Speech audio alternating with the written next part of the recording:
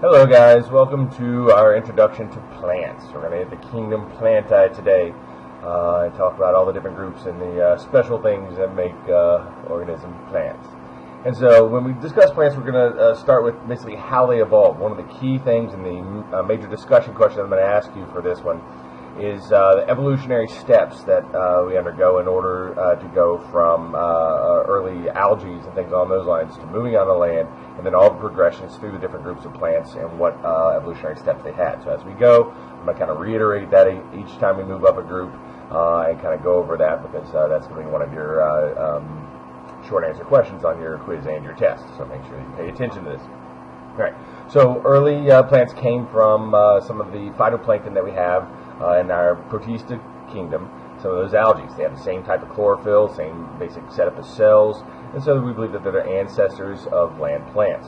And our first group, that first group of plants ever to exist on land, were the bryophytes, which are our mosses, our liverworts, and our hornworts. So the first land plants, they're avascular, which means they have no transport tissues, and this means that they're very, very small, right? They always stay very short, underneath like a couple of centimeters. Because they have to have the water soak up through the tissues, they don't have any vessels to carry it up, so therefore they'll dry out very quickly unless they're in a moist area, and they have to stay fairly short so that the water can get brought up to the top naturally through capillary action. And this happened about 500 million years ago. So drying out is the main issue, obviously, for moving on the land. You also have to worry about making food. Have to worry about reproduction now. You can't just release a bunch of sperm and egg into the water and hope everything goes well. You have to deal with air now, and it's not quite as easy to move around. You have to deal against gravity, fight against gravity now. When you're in the water, all you had to do was float. And you had to worry about moving nutrients and water up and down the plant in order to help it grow. So some of the solutions that they came up with were to dealing with drying out was creating a waxy cuticle, and this is actually our first evolutionary step. So going from our algae to our bryophytes, the first step was creating a waxy cuticle. And what this waxy cuticle did is basically seal the plant in and keep it from losing and drying out water very, very quickly. So that way they could regulate where the water went, how fast they lost the water, and they wouldn't dry out as fast. And so this was their main way of moving on the land and not being in water all the time. So this helped kind of regulate that water loss. Then for making food, they formed leaves, very broad surfaces, to increase that photosynthesis. And we had, for reproduction, we created a process known as alternation of generation that we'll go over here in a little bit. That will also be a short answer question, which helped to form specialized structures for different types of reproduction. Fighting against gravity, they created roots to help hold them in place.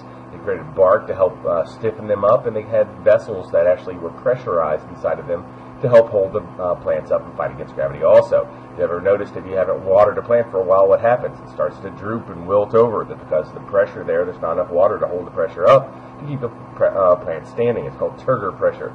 And so as soon as you put water in there, it's able to soak it up, it's able to fill up those chambers that help give it a rigidity, and it's able to stand back up again. So they use the vessels actually to help fight against gravity too.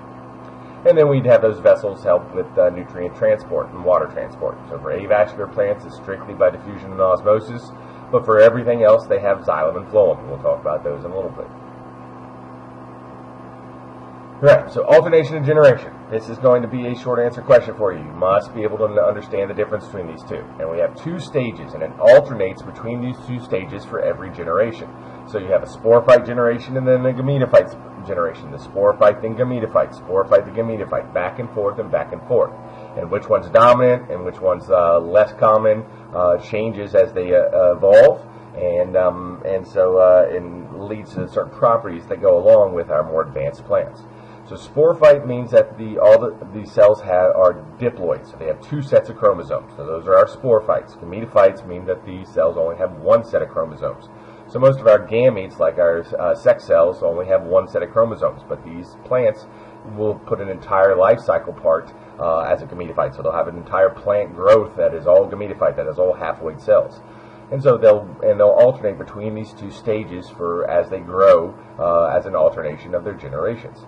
So the plants start with a life cycle involving mostly gametophytes, and then over time, as they evolve, as we get more advanced through the plants, the sporophyte generation becomes more dominant. So what you need to say when I ask you to explain it is you're going to explain that the plants alternate between gametophyte stage, which is haploid, and the sporophyte stage, which is diploid, and they go back and forth and back and forth. And early plants are mainly gametophytic, are mostly gametophyte stage, whereas they evolve more, they become more in the sporophyte stage. So you need to explain the difference between alternation generation, going back and forth between sporophyte and gametophyte, that they're haploid and diploid, and that they alternate through the generations over and over again. And then you need to explain that early plants had mainly gametophytic, and then more evolved plants later on became more sporophyte dominant.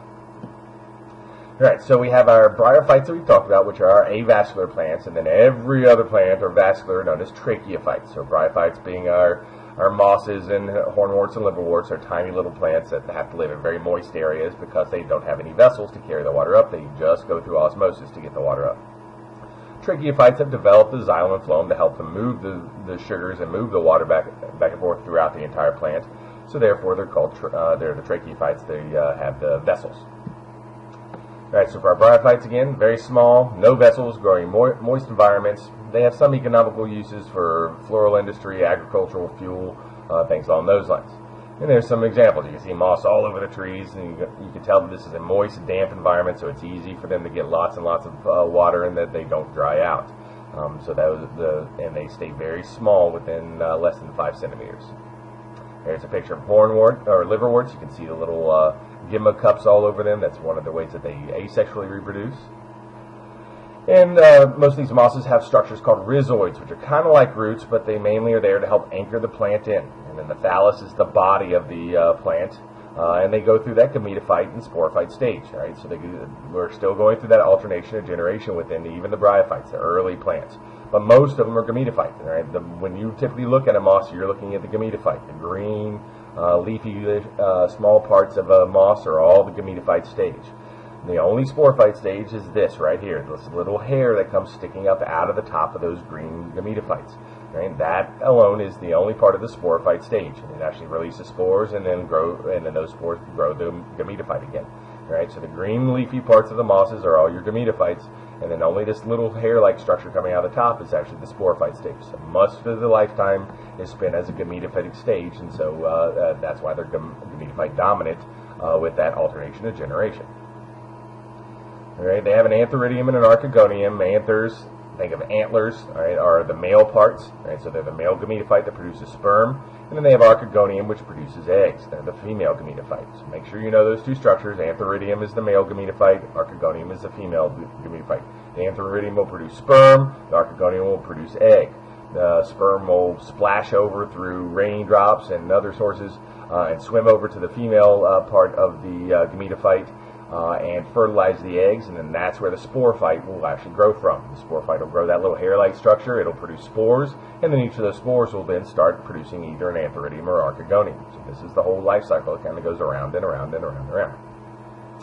So there you go. You can see the female archegonium. This is the male antheridium.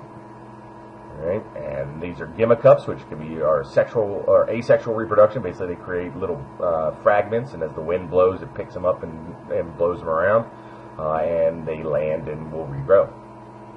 Now, for our tracheophytes, so we're moving up a group. And this is our next evolutionary step. So going from algae up and on land to our bryophytes, we had the waxy cuticle to help keep them from drying out. Now we're going from our avascular to our vascular plant, so we're getting the vessels. Right? So that's our next evolutionary step. And we're going to our pterophytes. Is going to be what we're going to consider to be our next group. But it includes all four of these groups. Right? Our Psilophyta, Lycophyta, Sphenophyta, and Pterophyta. We're not going to worry too much about these guys. Lycophyta are kind of interesting. We'll talk a little bit about club mosses. But we're going to focus on our Pterophyta because this is the next major kind of group that kind of took over the land after the bryophytes once they made that evolutionary step. So our first evolutionary step was going from algae to bryophytes, where we got a waxy cuticle, and now we're making an evolutionary step from bryophytes to pterophytes, where we have xylem and phloem, where we have our vessels. Right, and xylem, you need to know the difference between xylem and phloem. I'll ask you this on the quiz and on the test. Xylem ends up carrying the water, and phloem ends up carrying the sugars. So however you need to stick this in your head, work on that, but you got to know xylem carries the water, phloem carries the sugars. Right? I always think phloem sounds like water, but I then remember that's always the opposite of that. Right? So phloem sounds like water flowing, but I always remember that it's not the water, so it's got to be the sugar that's in them. However you need to do it, whatever it takes, get it stuck in your head. You got to know xylem carries the water, phloem carries the sugar.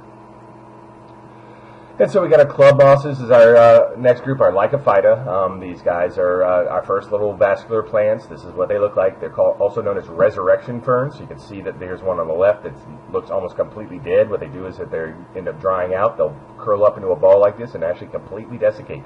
So they'll completely dry out. They'll look completely dead. They'll be crunchy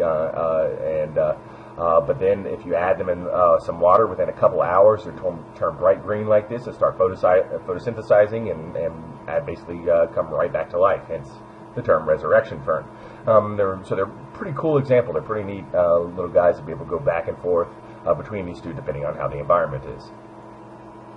Horsetails are known for having their jointed stems. I remember when I was a little kid, we used to be able to grab these and we used to smack the crap out of each other with them. This is just another one of those groups of our first type of plants that have xylem and phloem, our first vascular plants. And then the main group that you need to know is the Pterophyta. Right? The Pterophyta first appeared about 400 million years ago. They have now moved to sporophyte dominant. So the only group that is gametophyte dominant was our bryophytes. Right? As we moved on, as we become more evolutionary evolved, the plants have become more sporophyte dominant. They still have to be found in warm, moist environments, mainly because of the way they reproduce.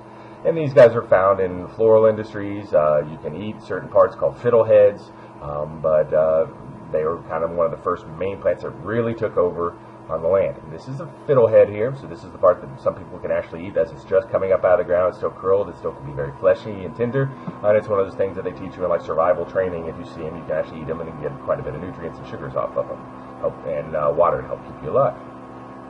This is a tree fern, so these guys pretty much ruled the entire earth. These were the main plants at the time for millions of years, back in when the dinosaurs were around and all kinds of different things. So these guys were all over the place and created the giant swamps and the giant forests that ended up creating most of the oil deposits that we have now.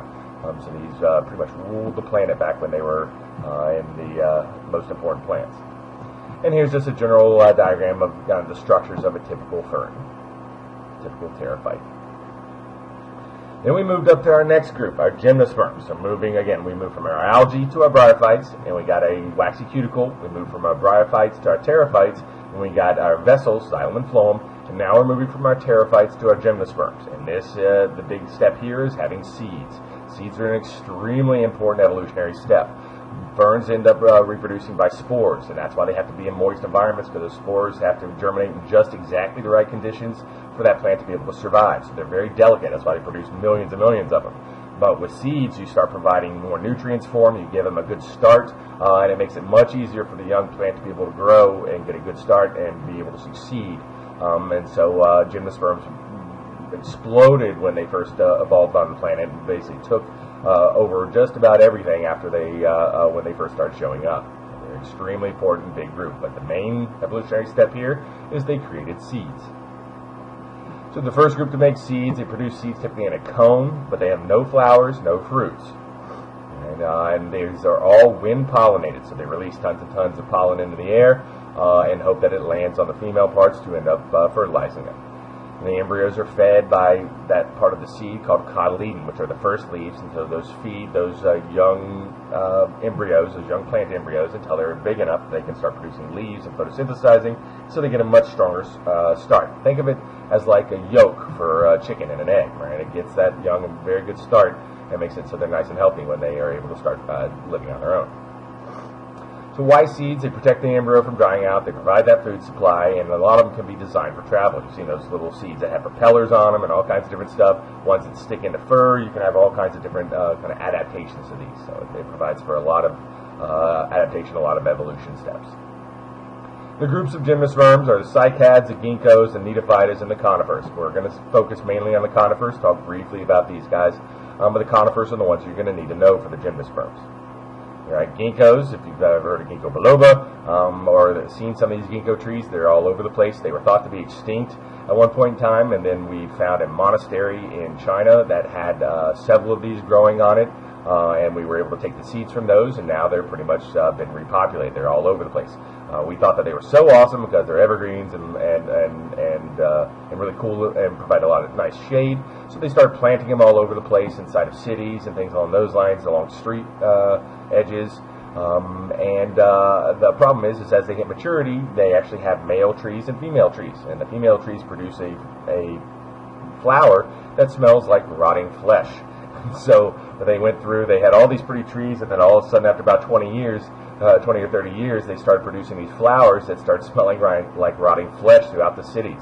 And so they had to go through and cut down a whole bunch of female trees through all the cities and then replant them. So a lot of cities where you actually could see these along the streets, you'll see there'll be a ginkgo, and then there'll be a dogwood, and then there'll be a ginkgo, and then there'll be a cherry tree, and you'll see ginkgos sparsely placed with a whole bunch of other trees too. And that's because it used to all be ginkgos, but then they had to go back and cut down all the ones that were producing the rotting smelling flowers.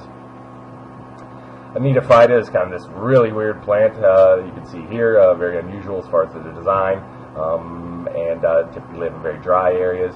Cycads are very spiny or very sharp, kind of have little pointed leaves. This is a particular one that will grow at high elevations. They have ones in Hawaii that look like almost they're covered with aluminum foil. They're beautiful, but they only live on top of the volcanoes up like 10,000 feet up. So they're really high up, and they only live up there, and they only flower like once every 40 years. So they're not doing real well right now, but they're really cool, really interesting plants. And then we got our conifers. Most conifers have needles or scale-like leaves, so these are going to be all of our pine trees. They're going to have cones, they're going to be our evergreens, they're going to be all of our pine trees, our loblolly pines, our white pines, all that kind of good stuff. Economic importance, major use for building materials, for landscaping, for erosion control, all kinds of different things. So conifers are extremely important, especially for habitat. You got a really cool redwood trees over here. You can see the size of these guys. Redwood trees can get like 400 feet tall. So they're huge, absolutely enormous, and live for thousands of years. And then we make it to our angiosperms. This is our final group, at least now, our highest evolutionary group for our plants. And what they've developed are flowers and fruits. So this is that evolutionary step. So we started off being our algae, moving on to land, getting a waxy cuticle to become our bryophytes. Then our bryophytes developed xylem and phloem to become our pterophytes. Then our pterophytes created seeds, become our angiosperms, and then our angiosperms developed to be our gymnosperms, and then our gymnosperms developed flowers and fruit to become angiosperms. And angiosperms are at the top of the evolutionary scale for right now. All of them have seeds enclosed in some kind of fruit. The fruit might not be what you define as fruit, or what you typically think of fruit, but they all have some kind of fruit covering on the outside. Even maple trees with their little propellers, those propellers are typically actually thought of as a type of fruit. And they all have flowers, and they can be either animal pollinated or wind pollinated. This was a big evolutionary step also. So they have a cambium, which is a vascular structure, which it could be vascular cambium or cork cambium, and this is basically where you have growth. So the vascular cambium produces the xylem and the phloem, the cork cambium produces the bark on the outside. But anytime we refer to cambium, that's where you have growth within plants. You have root structures, typically that absorb water, help hold the plant in place. You can have fibrous roots, you can have tap roots, you can have prop roots, you can have aerial roots. And these different types of roots can be associated with either being some of the different types of angiosperms that we'll talk about later. So over here is a fibrous root. On the left here, it's a fibrous root. On the right is a tap root. So fibrous roots typically all branch off from one main area. You have lots of smaller roots all coming from one main area, whereas a tap root has one large root going down, and then you have smaller roots coming off of that larger root. Fibrous roots are typically associated with one type of angiosperm, and tap roots are associated with another, which we'll get to in just one second. For stems, they typically are there to support leaves, help get them up off the ground where they can get the light the best, help you have some of them that do a small amount of photosynthesis, and the major thing is transport, having that xylem and phloem within them. You can have herbaceous stems and woody stems. Herbaceous stems are the stems that are green, woody stems are the ones that have bark. When we move up to leaves, main function is photosynthesis. You can have simple leaves or compound leaves. Simple leaves are the one single broad leaves. Compound leaves will have several small leaflets all together. You got some modified leaves like tendrils, like on grapes, insect traps like Venus flytraps, food storage, water storage, spines and needles like on cacti. All kinds of different ways that these leaves can be modified for plants. And lastly, we have flowers. Flower structures have petals, sepals, and then we'll have male and female parts, the stamens and the pistils. Right? A complete flower has actually all of these, as both male and female parts, and contains all petals and sepals also. Incomplete flowers are missing one of those parts. They could either be a male flower or a female flower. They could be missing petals. They could be missing sepals. It can be a bunch of different combinations thereof. All right, so plants with these flowers can get very, very complicated. So you have lots and lots of complete flowers, but you also have lots and lots of plants that have incomplete flowers. And this is a typical anatomy of a plant. You can see the sepals or the green little parts underneath. The petals are typically the ones that have the color. You got the ovary with the style and the stigma, which is the entire pistil, and then the stamen includes the anther and the filament. The filament helps holding it up. The anther is the part that has the pollen. With angiosperms, you have annuals, biennials, and perennials. Annuals live for a year, biennials live for 2 years, perennials can live for several years, and most of the times they're woody. And then these are our main groups of angiosperms. You must know these. I'm going to ask you lots and lots of questions on monocots and dicots. Whoops. All right, so you got to know monocots, you got to know dicots. All right, magnoliids is another group, a smaller group, especially when you start to look at 80,000 species and 170,000 species, only 9,200 species for the magnoliids, but they're still a prevalent group. But we're mainly going to focus on monocots and the dicots. Monocots, you need to know, have parallel veins within their leaves. Right, so we're going to talk about. I'm going to ask you a question, a short answer question on these, and you're going to need to tell me 3 differences between monocots and dicots. The first difference is that monocots have parallel veins. All right, so the monocots, the veins within the leaves run the entire length of the leaf. All right, so the veins within the leaf run the entire length and go parallel to each other. They never meet and connect. All right, well, for our dicots, they're branching, they're netted. All right, so they look like this. So this is a dicot, and the grass leaf that we looked earlier was a monocot. So the main difference, one of the first differences, is the difference in the venation of the leaf. So monocots have parallel veins, dicots have netted or branching veins. Also, when we look back to the roots, all right, the fibrous roots are monocots, the tapped root is dicot. So one of your other examples, or one of your other differences, is going to be fibrous roots for monocots, tap roots for dicots. All right, so that's 2 of them.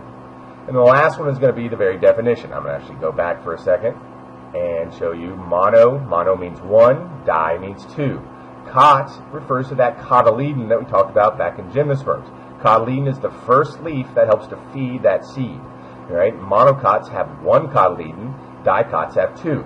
All right, so this is by definition the difference between the 2. So this is the third characteristic that you're going to need to have for that short answer question. You need to know that monocots have 1 cotyledon and dicots have 2 cotyledons when they come out of the seed. All right, so we have venation differences. Monocots have parallel veins, whereas dicots have netted veins. Monocots have 1 cotyledon, dicots have 2 cotyledons, and monocots have fibrous roots, and dicots have a taproot. All right, so those are the 3 things that you should use for that short answer question. All right, reproduction. They create little spores, that we know typically as pollen and ovules, to create the seeds. You have fruit development that develops around those seeds from part of the ovary and part of the fertilization process that goes along. And we have this coevolution process. I'm also going to ask you about coevolution. I love talking about symbiotic relationships, mutualistic relationships, parasitic relationships, all kinds of cool things. All right, so I want you to talk about these different relationships and understand these and how everything relates to each other. So one of the big ones I'm going to ask you about is the coevolution of pollinators and other things with plants. So with pollinators, we're talking about the coevolution of certain animals as far as pollinating certain flowers. So you can have flowers that smell like rotting flesh that are designed to attract flies to help them pollinate. You have the flowers that have all kinds of beautiful, nice smells that are designed to draw in the bees. You have the ones that have bright colors like hibiscus that are designed to draw in the birds. And so you have all these different types of shapes. You have special flowers that have enormous long flowers that are designed specifically for a type of hummingbird that has an enormous long tongue. The only thing that can pollinate that particular flower is that particular bird. And so you have this coevolution over millions of years of these pollinators with these specific flowers, and some of the time you'll have it where that's the only thing that pollinator can eat, and that's the only thing that can pollinate that particular flower. And if one of the species goes extinct, then both of them go extinct. And so this is an important part of coevolution. We're having a real issue right now with bees. Bees are getting wiped out from multiple different things, us spreading viruses across the planet for the bees, and also using certain types of insecticides that kill off the bees. So we're having a big issue with this, and bees are a major pollinator for a lot of plants, and they're the only pollinator for a lot of plants. If you actually go out to the grocery store right now and buy vanilla, almost all vanilla right now is pollinated by people. You have these little guys out in these huge vanilla plantations that are with a little tiny little brush sitting there going for every single flower, touching one flower, touching another flower, touching another flower all day long. That's all they do is go around pollinating the different flowers because we've wiped out their natural pollinators. So the only thing that there is in order to get vanilla is to have them hand pollinate every single flower. It's insane. As far as parasites and predators, you have all this relationship, this coevolution relationship as far as having to deal with these. Plants can't exactly run away. So they have different responses for folding up their leaves and hiding. They have thorns. They have, you have all kinds of toxins building up in them. And a great relationship here of coevolution is the koala bear to the eucalyptus tree. The eucalyptus tree over evolution became more and more toxic. It's one of the most toxic plants on the planet. It's got all kinds of nasty stuff in it. And over those same millions of years, you had the koala bear building up a immunity to those toxins until now you get to the point that the only thing the koala bear can eat is a eucalyptus. And so now you've had this coevolution of this predator-prey relationship and this feeding relationship where now the only thing that the koala bear can eat is actually the eucalyptus tree because they've had this millions of years of coevolution. And the last one we talked about, or will talk about, or have talked about depending on if you look at the fungi group, is the mycorrhizae. Mycorrhizae is a symbiotic relationship between fungi and plants. And this is a very, very important one, so you're going to want to know this one because I'll ask you this. Right? Mycorrhizae is a symbiotic relationship between fungi and plants, and what it does is it increases the surface area of the roots. It basically weaves all these tiny little mycelium in and out of the roots of the plants, and the mycelium can get very, very small, much smaller than any plant cell can possibly get. And so it increases the surface area of the absorption rate for that plant by thousands of times. And so that plant's able to get lots more water, lots more nutrients, and it helps that plant immensely. And as a byproduct, it produces energy and enough nutrients that the fungus can survive off of too. So it keeps them both alive, but the mycorrhizae help it bring in so much more nutrients. The differences between plants with mycorrhizae and without mycorrhizae is huge. They're an extremely big advantage for plants. Deforestation is a big issue for plants. So you have this problem of something called desertification, whereas you kill plants as you cut down trees. The whole point that rainforests are rainforests is because of the trees that are there. They do a process called transpiration, which when we get to photosynthesis we'll talk about, where they basically have lots and lots of water evaporate from them, and that's how they bring up the nutrients. And so there, as the water's evaporating from them, it condenses in the air and then rains back down again. And this is the whole reason why rainforests are rainforests, because of the trees that are there. As soon as you cut down the trees, there's no more transpiration, there's no more water being put up in the atmosphere, and the soil gets washed away because there's no more plants holding down the soil, and all the nutrients get washed away, no more rain, and the entire place turns into a giant desert. This is one of the main problems that's happening in parts of Africa and parts of South America right now, is they're having these giant tracts of land that they wanted to grow cattle in, but it's basically loses all water, loses all nutrients, and they can't even grow grass there, and now it's turning into giant desert areas. So it's very, very nasty. And so some examples of our angiosperms from monocots, we have all of our grasses, all of our corn, lilies, onions, tulips, things along those lines. Dicots include our roses, apples, carrots, potatoes, and magnolias are things like avocados, nutmeg, pepper, and then magnolia trees. I think the last thing we'll talk about are the tropisms. Tropisms are how plants respond to different things. Okay, you have phototropism, which is how plants respond to light. If you think about it, we all know that plants bend towards light. So they have a positive phototropism towards light, where they bend towards light as their response to light. Gravitropism, they grow away from the gravity. The gravity pulls them down, so they start to grow up. Thigmotropism is their response to being touched. Right, so there are lots of plants that will actually fold their leaves down and curl up and hide away just from being touched, being brushed against. So they have their own responses to that particular stimulus too. So tropisms are just the plant's responses to certain stimulus in their environment, either being light or gravity or touch or whatever. Alright, so that's our plants for today. So make sure you look over that, get those key things. You're going to need to make sure you know the different steps of evolution. So going from an algae to a bryophyte, we had the waxing cuticle. We went from a bryophyte to a pterophyte, which allowed us to get the vessels. We went from a pterophyte to a gymnosperm to get seeds, and then gymnosperm to an angiosperm to get fruits and flowers. And so those are our major steps. Make sure you can identify the different, identify and talk about the alternation of generation, going from gametophyte to sporophyte, going from haploid to diploid, and that they're mainly gametophytic as early plants, and then slowly as they evolved became more sporophyte dominant. And then the last one was talking about those evolutionary relationships that we had talked about and how those coevolutions occurred. Okay, so there you go. I hope you have a great day, and I'll talk to you later.